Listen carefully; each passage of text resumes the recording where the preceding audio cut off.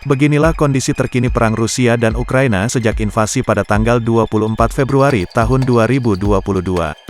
Pada Senin, tanggal 7 Maret tahun 2022, atau hari 12 konflik Rusia dan Ukraina, tawaran evakuasi dari Moskow ditolak. Kemudian harga minyak juga semakin melonjak, serta tuduhan pasukan Rusia sengaja membunuh warga sipil Ukraina. Dikutip dari AFP, berikut adalah rangkuman perang Rusia vs Ukraina kemarin. 1.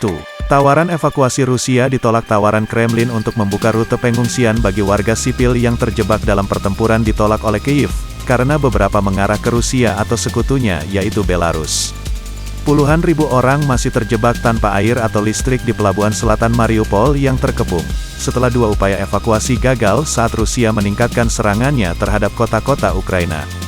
2. Harga minyak meroket. Harga minyak mencapai level tertinggi selama hampir 14 tahun setelah Amerika Serikat berkata, mereka dan Uni Eropa sedang mempertimbangkan untuk melarang impor dari Rusia yang merupakan produsen minyak terbesar ketiga di dunia.